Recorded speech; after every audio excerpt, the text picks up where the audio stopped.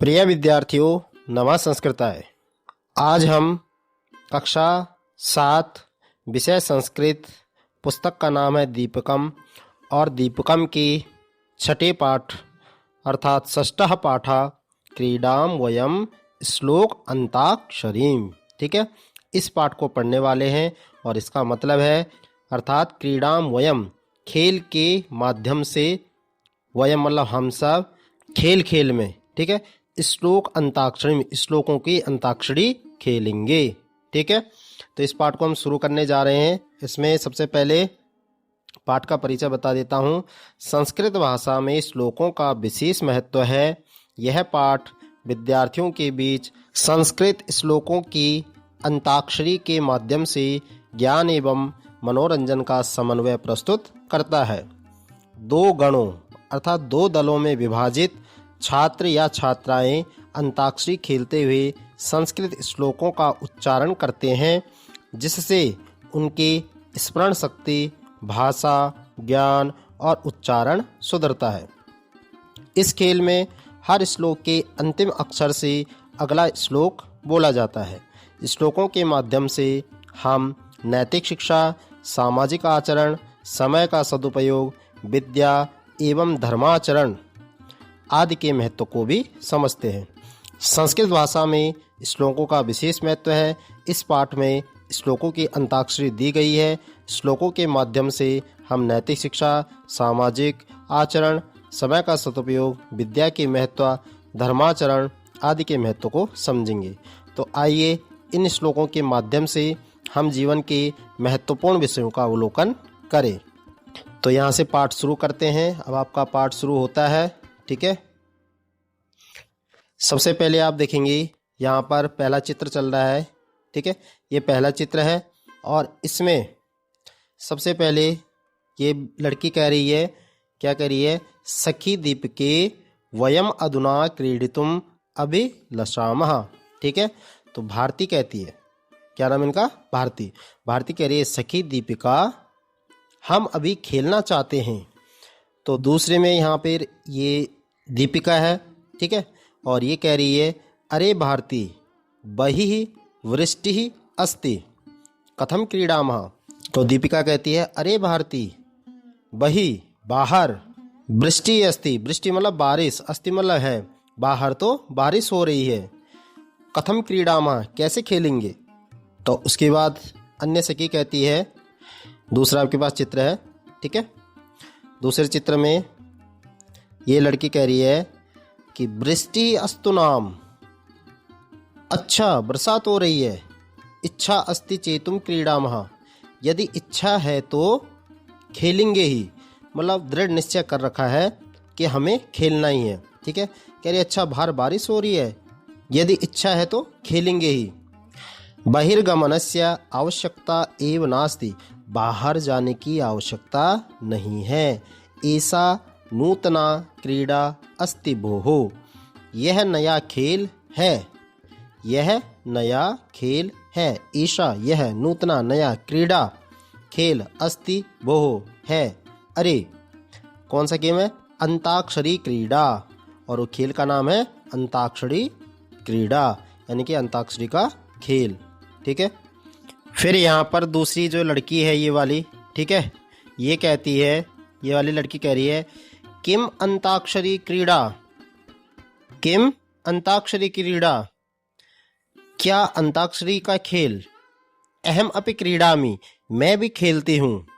तो दूसरी लड़की कहती है यहाँ पर, ठीक है, यहाँ पर ये लड़की कह रही है अवश्यम आगच्छन्तु, जरूर आओ, वयम सर्वे क्रीडामः, हम सब खेलते हैं। सखी तरहि क्रीडायाः नियमान सूचयतु, अब ये लड़की यहाँ से कह रही है हे सखी तो खेल के नियम बताओ, तरहि तो क्रीडायाः क्रीड़ा के, खेल के, नियमान नियम को, सूचयतु बताओ, ठीक है। तो यहाँ पर फिर ये लड़की बता रही है खेल के नियम, ठीक है। यहाँ पे ये बता रही है कि वयम गणद्वयम रचयामः, कह रहे हैं हम दो समूह बनाते हैं, अर्थात दो ग्रुप बनाते हैं। प्रथम गणस्य नाम ज्ञानमाला, और पहले ग्रुप का नाम रखेंगे ज्ञानमाला। एवं च द्वितीय गणस्य नाम रत्नमाला, और जो दूसरा ग्रुप है उसका नाम रखेंगे रत्नमाला। ठीक है। फिर कह रहा है आदौ प्रथम गणस्य सदस्यः एकम पद्यम गायति। अभी कह रही है कि शुरू में, आदौ मतलब शुरू में प्रथम गणस्य पहले दल का सदस्य अर्थात पहले ग्रुप का जो सदस्य होगा एकम पद्यम गायति, एक श्लोक को गाएगा। ठीक है, या गाता है। ठीक है, एक श्लोक को गाता है। तस्य पदस्य अंतिमेन व्यंजन वर्णेन द्वितीय गणस्य सदस्यः सदस्या वा अन्यम श्लोकम गायति।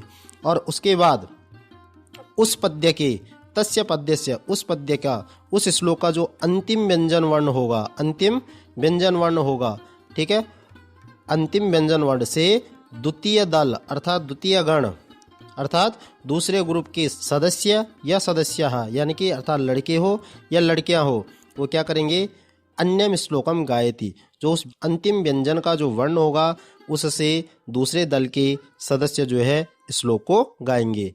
ऐसा क्रमशः क्रीड़ा प्रचलति, और इस प्रकार क्रम से है क्रीड़ा चलती है अर्थात खेल चलता है। फिर यहाँ पर ये लड़की कह रही है, ठीक है, अब ये लड़की बोल रही है यहाँ पे अहो महान आनंदः भविष्यति। ठीक है, ये लड़की पे दिख रहा हो निशान लगा है, तरहि क्रीडामः, तो लड़की कहती है, ठीक है, कि अहो बड़ा मजा आएगा। और ये लड़की कौन है, भारती। ठीक है, तो ये कह रही है अहो बड़ा मजा आएगा, भविष्यति तरहि क्रीडामः, तो खेलते हैं। आदौ ज्ञानमाला गणः, अब प्रारंभ में, अब शुरू में ज्ञानमाला जो दल है, दो दल थे, ज्ञानमाला दल और रत्नमाला। तो पहले ज्ञानमाला गण का नंबर है अर्थात जो पहला ग्रुप है उसका नंबर है, और रा इति अक्षरात पद्यम गायति, और वह जो है ज्ञानमाला जो ग्रुप है वो रा अक्षर से पद्य को गाता है, पद्य मतलब श्लोकों को गाता है। ततः रत्नमाला गणः वदति, उसके बाद, तथा मतलब उसके बाद रत्नमाला जो ग्रुप है वह बोलता है। अभी देखो एक अंताक्षरी चल रही है यहाँ पे, ठीक है, ध्यान से देखिएगा। यहाँ पे ज्ञानमाला गण है पहला ग्रुप और दूसरा ग्रुप है रत्नमाला गण। तो पहला ग्रुप जो है वो श्लोक को गाता है, ठीक है, रा से आया था, तो ये कहता है रूप यौवन संपन्ना विशाल कुल संभवाः विद्याहीना न शोभन्ते निर्गंधा इव किंसुकाः। ठीक है, तो पहले ग्रुप ने श्लोक गाया और इसका लास्ट अक्षर आया था का। ठीक है, लास्ट अक्षर था इसका का, तो का से इस ग्रुप ने गाना गाया कि काव्य शास्त्र विनोदेन, ठीक है, कालो गच्छति धीमताम व्यसनेन च मूर्खाणाम निद्रया कलहेन वा। अभी वा से आया है, ये वा लिखा हुआ है, अब वा से इनको गाना है। ठीक है, पहले ग्रुप को गाना है, तो वा से पहला ग्रुप गाता है विद्या विवादाय धनम मदाय शक्ति ही परेशान परिपीडनाय खलस्य साधुर विपरीतमेतत् ज्ञानाय दानाय च रक्षणाय। अब यहाँ पे या खत्म हो रहा है, तो या से अगला दल गाता है ईशाम न विद्याम न तपो न दानम ज्ञानम न शीलम न गुणो न धर्मः ते मर्त्यलोके भुविभार भूताः मनुष्य रूपेण मृगाश्चरन्ति। अब इतनी आ रहा है, यानी कि ता से अगले ग्रुप को गाना है, तो ये ता से गा रहे हैं यहाँ। तदा वृत्तिश्च कीर्तिश्च लक्ष्मीर्वाणी यशस्विनी तत्वज्ञानम परा शांतिर्यदा विद्या भवेत् तवा। अभी वा से अक्षर आया लास्ट, तो वा से गाएंगे विद्या नाम नरस्य रूपमधिकम प्रच्छन्न गुप्तम धनम विद्या भोग करी यश सुख करी विद्या गुरुणाम गुरु विद्या बंधुजनो विदेश गमने विद्या परा देवता विद्या राजसु पूज्यते नहीं धनम विद्या विहीनः पशु। तो सा से आ रहा है, तो सा से अब अगला ग्रुप गाएगा। ठीक है, सा से देखिए पहला वाला ग्रुप गा रहा है शनेहे पंथाः शनेहे कंथा शनेहे प्रवतलंघनम शनैर्विद्या शनैर्वित्यम पंचैतानि शनै शनैः। ठीक है, अब ये ना से खत्म हो रहा, तो ना से अगला ग्रुप गा रहा है न विद्यया बिना सौख्यम नराणाम जायते ध्रुवम अतो धर्मार्थ मोक्षेभ्यो विद्याभ्यासम समाचरेत। अब ता से जो ये खत्म हो रहा है, तो ता से ये वाला ग्रुप गाएगा ताराणाम भूषणम चंद्रा लतानाम भूषणम सुमम पृथिव्याः भूषणम राजा विद्या सर्वस्य भूषणम। अब जो है माँ आया लास्ट में, माँ, तो ये ना या ना से बोल रहे हैं तो किसी एक से गाना है, तो ना से गाते हैं। न चूर हार्यम न च राजहार्यम न भ्रातृभाज्यम न च भारिकारी व्यये कृते वर्धत एव नित्यम विद्याधनम सर्वधन प्रधानम। ठीक है, फिर ये लास्ट में ना आया तो ना से जो है अगला गाते हैं। ठीक है, तो इस तरीके से अंताक्षरी चलती है। अब इन्हीं श्लोकों को देखो, पहला श्लोक ये था। ठीक है, अब देखिए जो हमने अंताक्षरी ऊपर देखी थी उसमें सबसे पहला श्लोक था हमारा ये वाला। ठीक है, तो इसको कैसे उच्चारण करना है, रूप यौवन संपन्ना विशाल कुल संभवाः, विशाल कुल संभवाः विद्याहीना न शोभन्ते निर्गंधा इव किंशुकाः, किंशुकाः।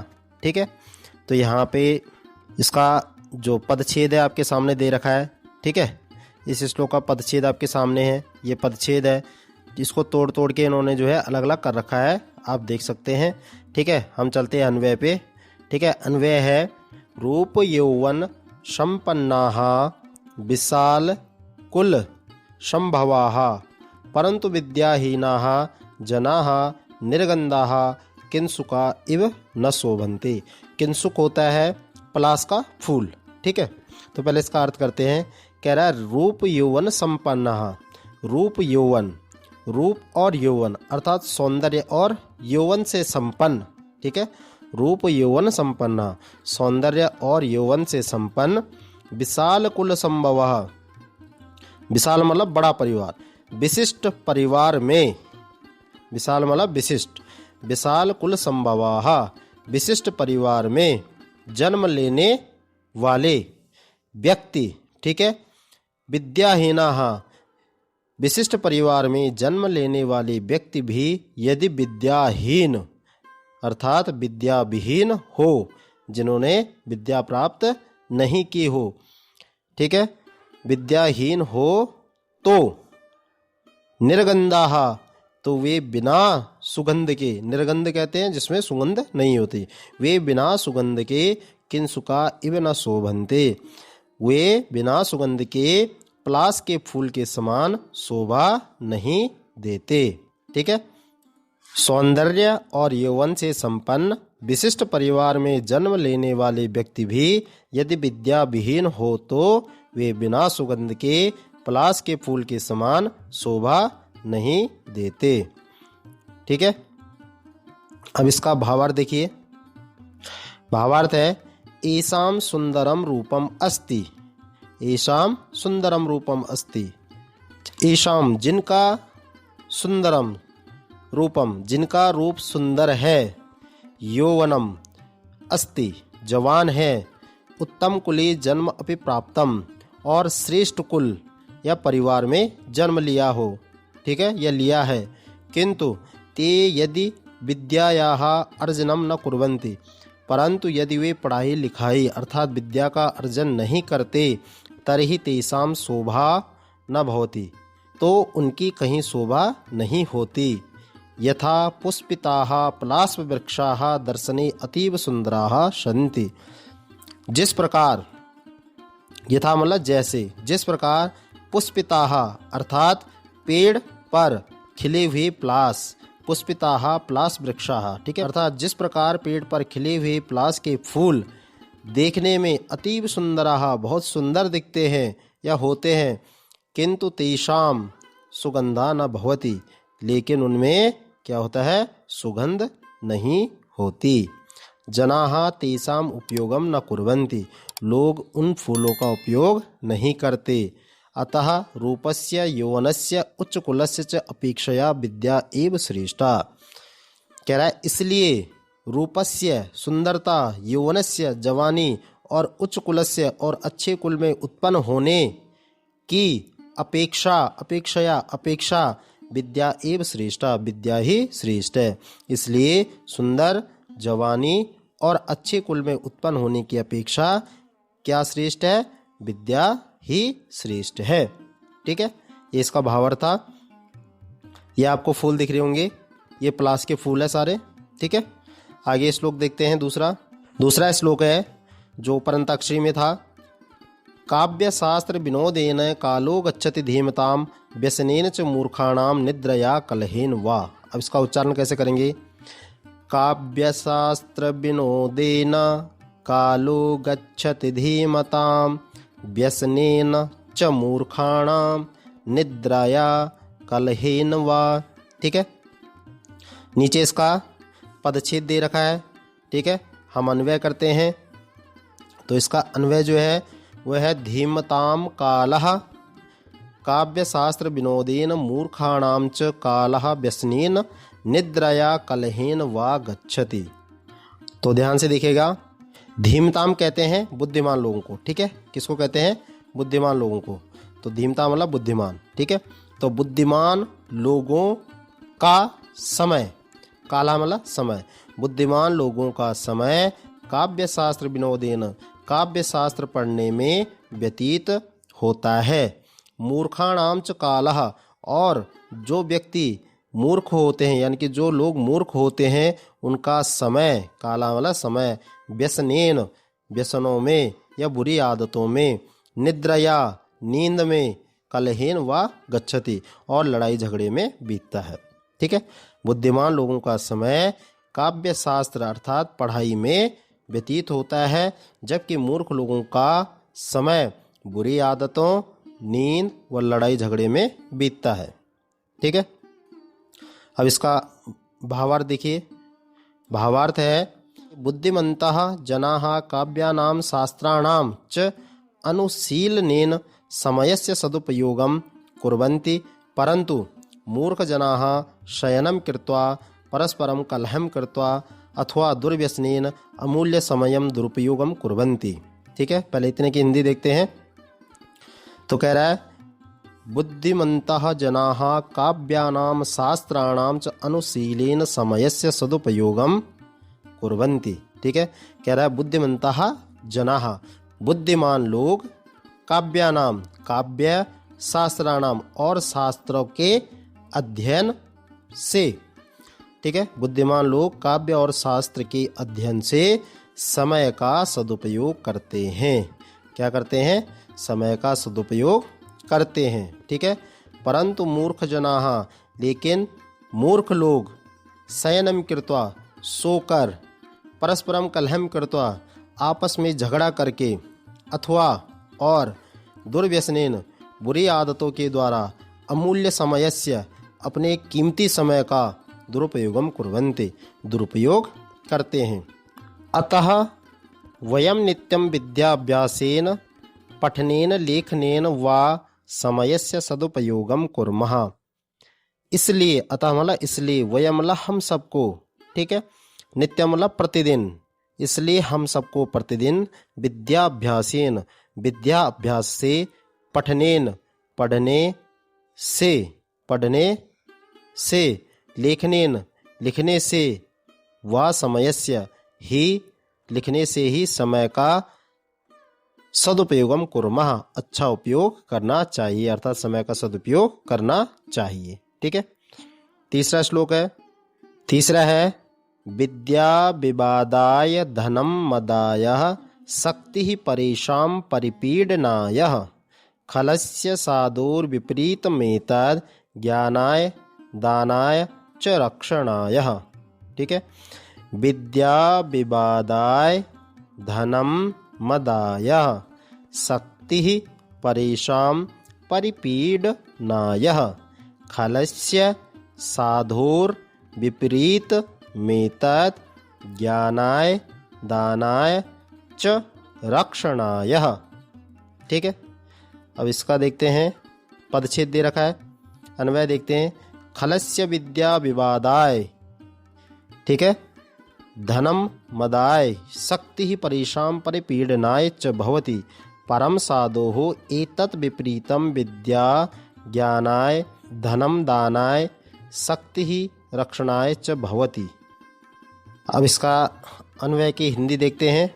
ठीक है, तो सबसे पहले क्या कह रहा है ये, खलस्य विद्या विवादाय, खल कहते हैं दुर्जन को, तो कह रहे हैं दुर्जन की विद्या जो है विवाद के लिए, दुर्जन की विद्या विवाद के लिए, धनम मदाया धन उन्माद के लिए, शक्ति परेशान परिपीडनाय च भवति और शक्ति दूसरों को पीड़ित करने के लिए होती है।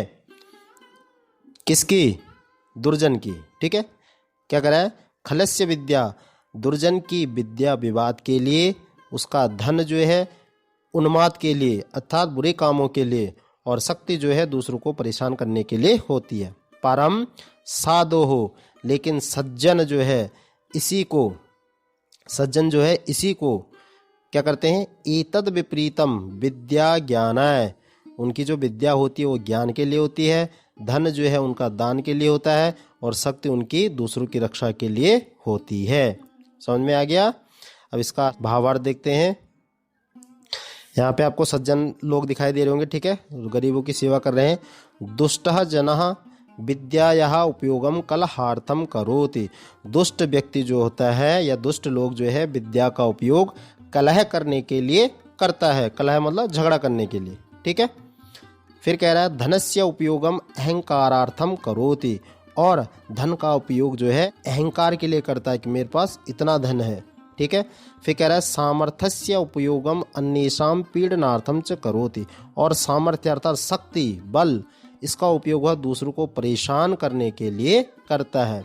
लेकिन किंतु मतलब लेकिन सज्जनस्य, सज्जनों का स्वभाव एतस्य विपरीतः भवति, सज्जनों का स्वभाव इसके ठीक उल्टा होता है अर्थात विपरीत होता है। कैसे? स विद्यायाः उपयोगम अन्येषां ज्ञान वर्धनार्थम करोति, क्या करते हैं कि वह सज्जन लोग विद्या का उपयोग ज्ञान बढ़ाने के लिए करते हैं, दूसरों का ज्ञान बढ़ाने के लिए करते हैं। धनस्य उपयोगम दानार्थम करोति, धन का उपयोग वह दान करने के लिए करता है। सामर्थ्यस्य उपयोगम दुर्बलानां रक्षणार्थम च करोति, और सामर्थ्य का उपयोग अर्थात शक्ति का उपयोग क्या करता है? रक्षा के लिए, दुर्बलों की रक्षा के लिए करता है। ठीक है, अगला श्लोक है ईशा न विद्या न तपो न दानम ज्ञानम न शीलम न गुणो न धर्मः ते मर्त्यलोके भुविवार भूता मनुष्य रूपेण मृगाश्चरन्ति। ठीक है, कैसे पढ़ेंगे इसको?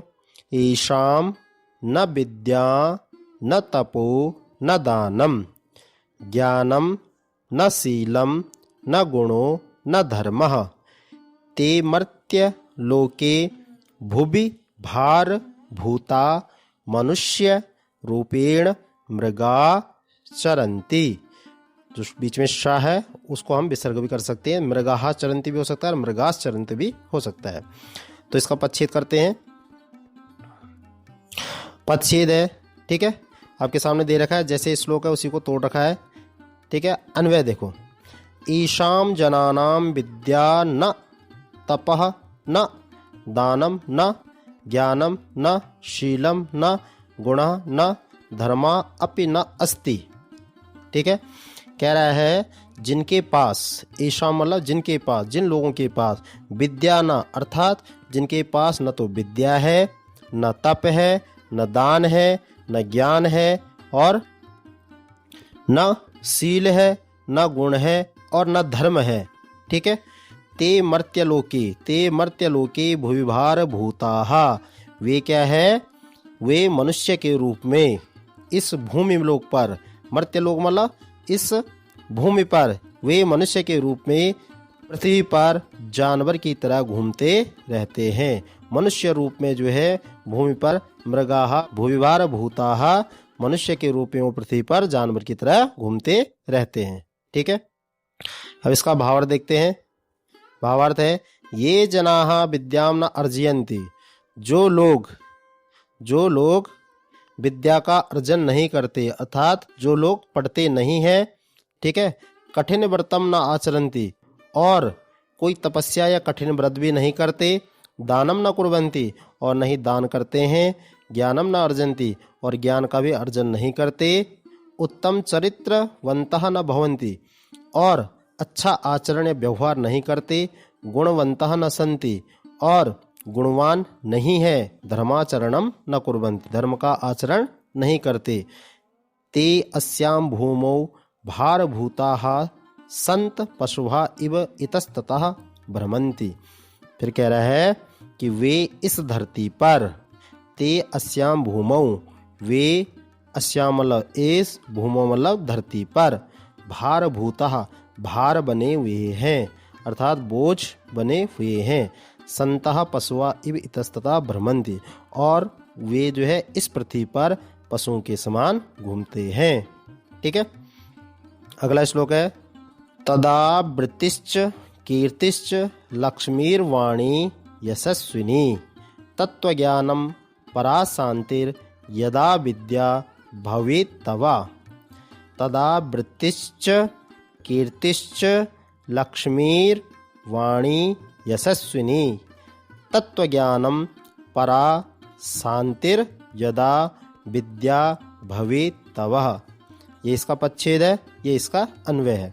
कह रहा है यदा विद्या भवेत्, जब आपके पास विद्या होती है, यदा मतलब जब, विद्या मतलब विद्या और भवेत् मतलब होना, जब आपके पास विद्या होती है, तदा तव वृत्ति ही, तब आप वृत्ति, कीर्ति, लक्ष्मी, यशस्विनी, वाणी, तत्वज्ञानम परा शांतिम च भवेत्।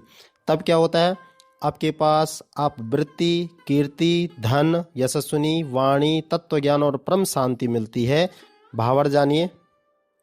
भावार्थ है यदि त्वम विद्याम अर्जयसि, जब आप विद्या का अर्जन करते हैं, तर्हि त्वम, तभी जो है, उद्योगम यशः धनम कीर्ति प्रदाम वाणी वास्तविकम ज्ञानम उत्तमाम शांतिम च प्राप्नोषि अतः निरंतरम विद्यार्जनम करणीयम।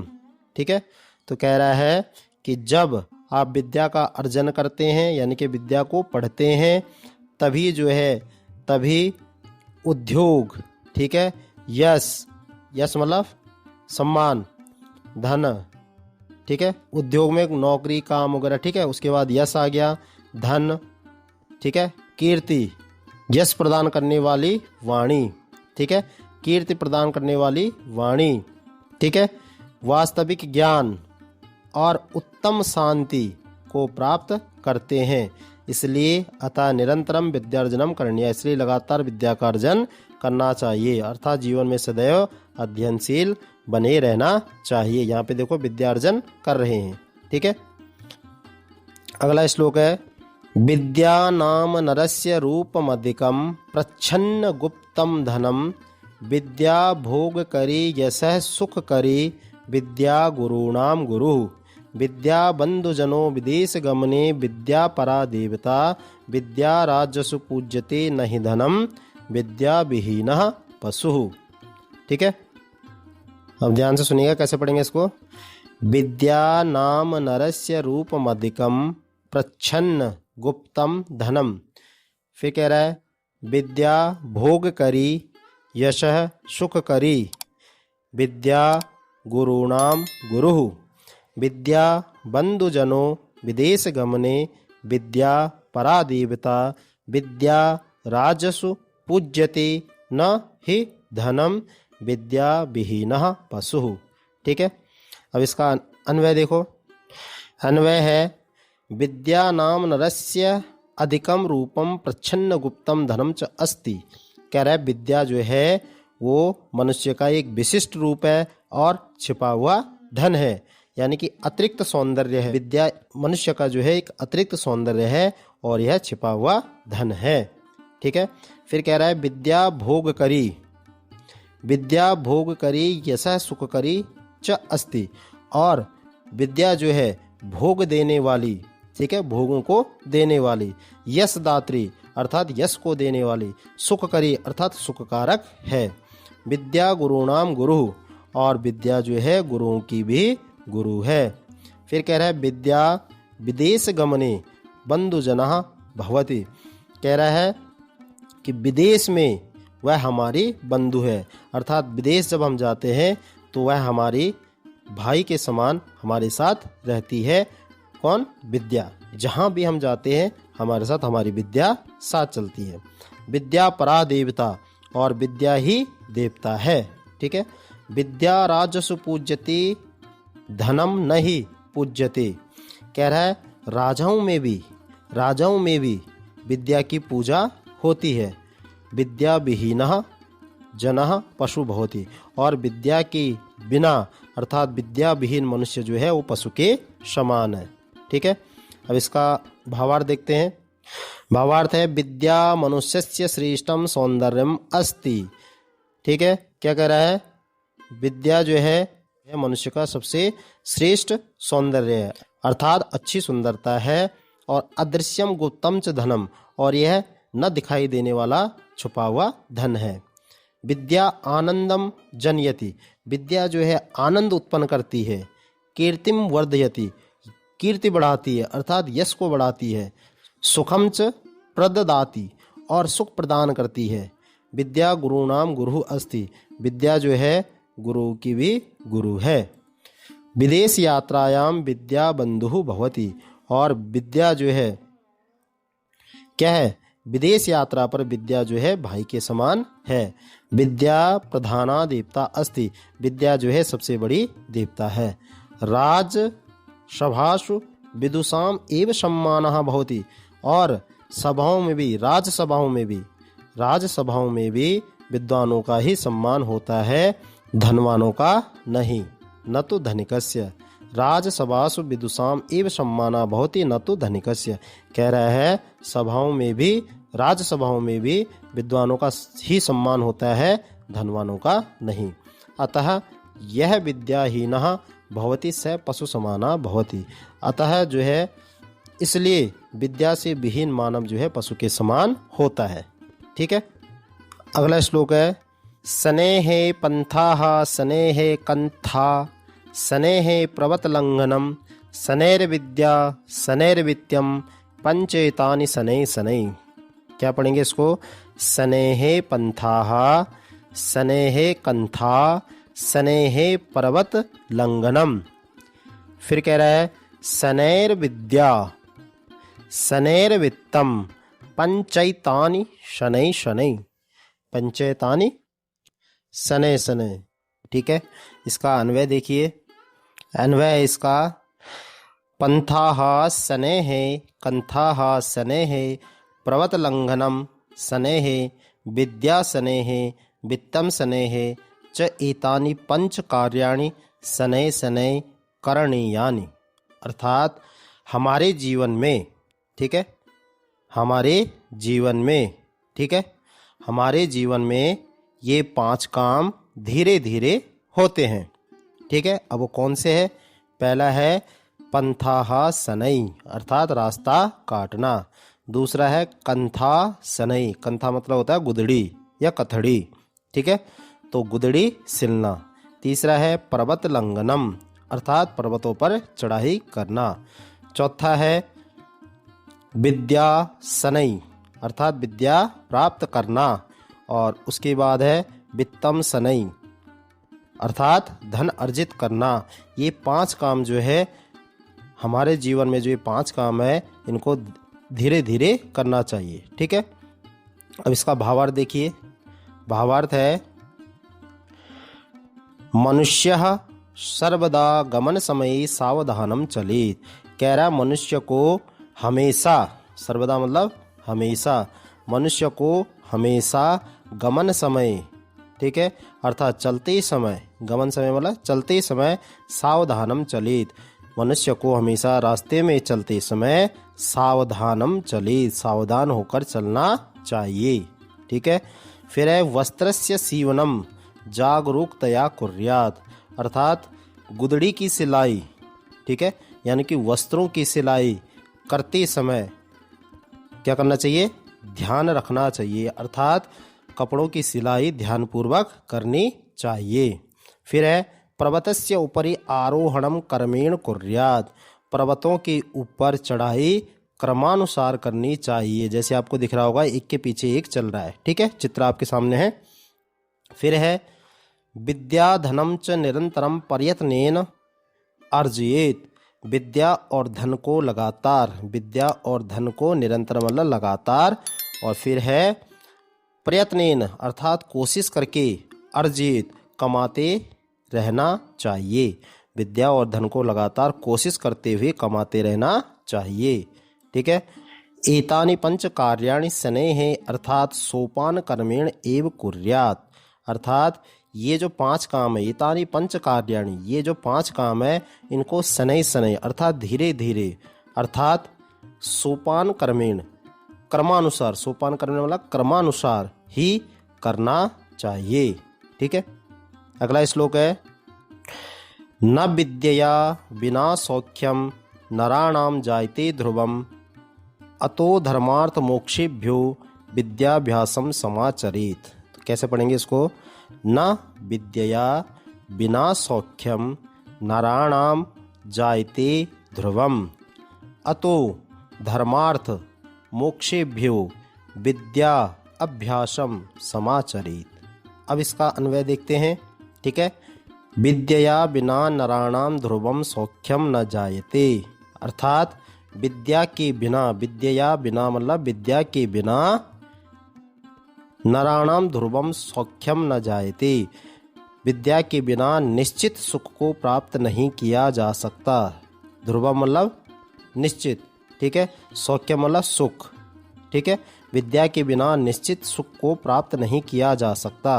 अतः धर्म अर्थ मोक्षेभ्यः विद्याभ्यासम समाचरेत। अतः इसलिए धर्म अर्थात धर्म साधना, अर्थ अर्थ मतलब धन एवं मोक्ष की प्राप्ति के लिए विद्याभ्यास अत्यंत आवश्यक है।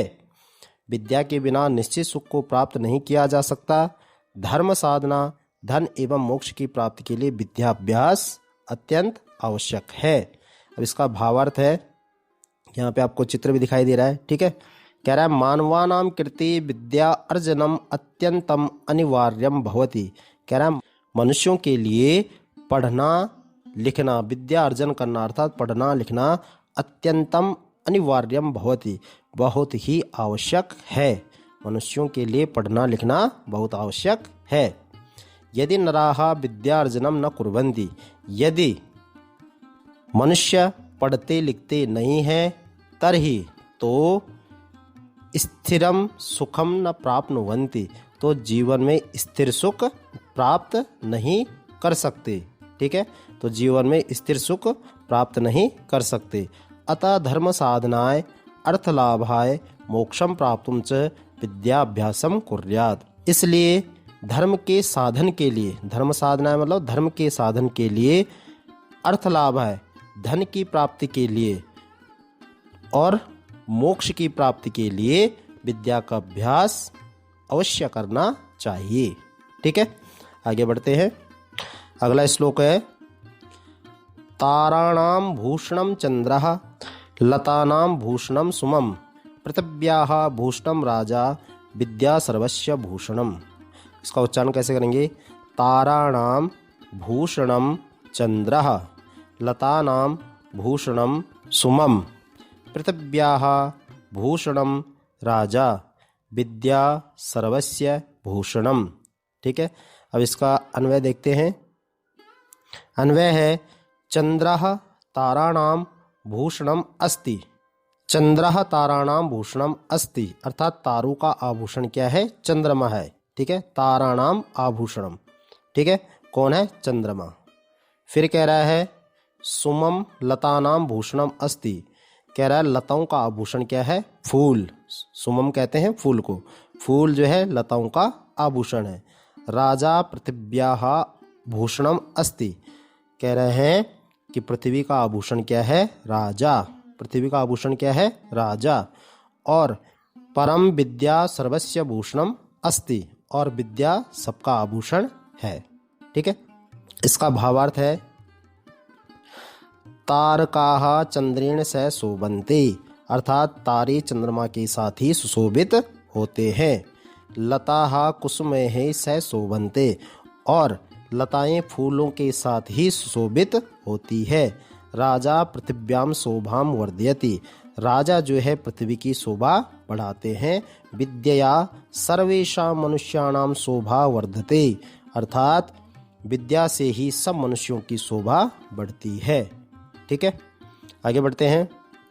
अगला श्लोक है न चोरहार्यम न च राजहार्यम न भ्रातृभाज्यम न च भार्यकारी व्यये कृते वर्धत एव नित्यम विद्याधनम सर्वधन प्रधानम।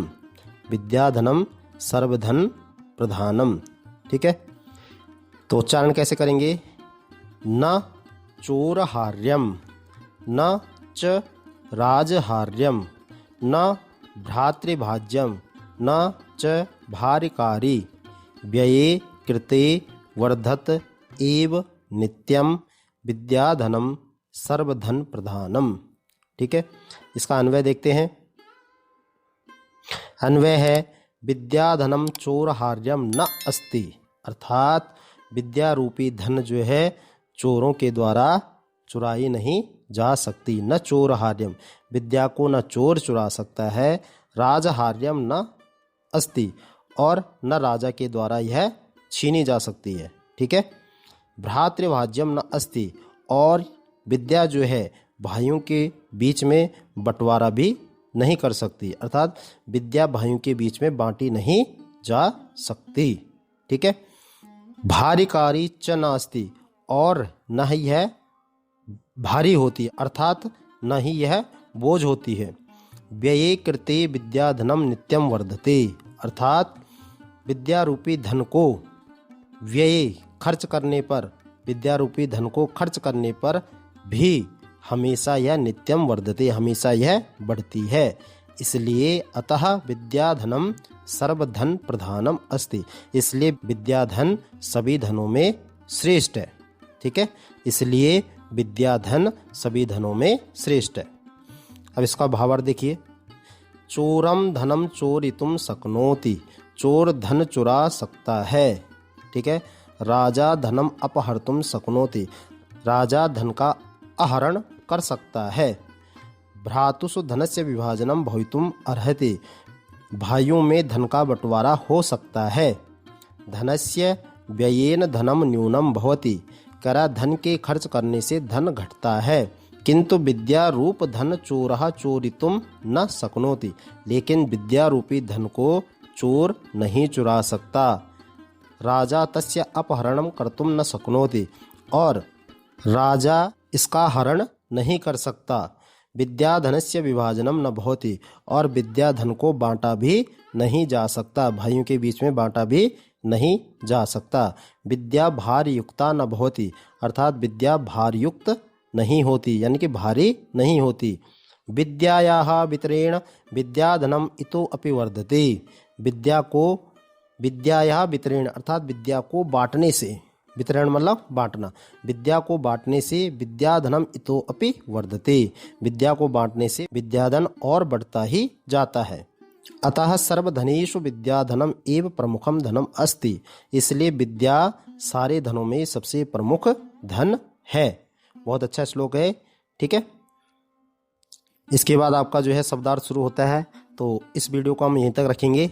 ठीक है, इस पाठ के प्रश्न उत्तर हम आपको अगली वीडियो में कराएंगे। ठीक है, तो प्रिय छात्रों, यह पाठ आपको कैसा लगा? आज हमने आपको जो है पाठ 6 क्रीडाम वयम श्लोकान अंत्याक्षरीम, इस पाठ पर आज हमने जो है चर्चा की। उम्मीद करता हूँ आपको यह चैप्टर अच्छा लगा होगा।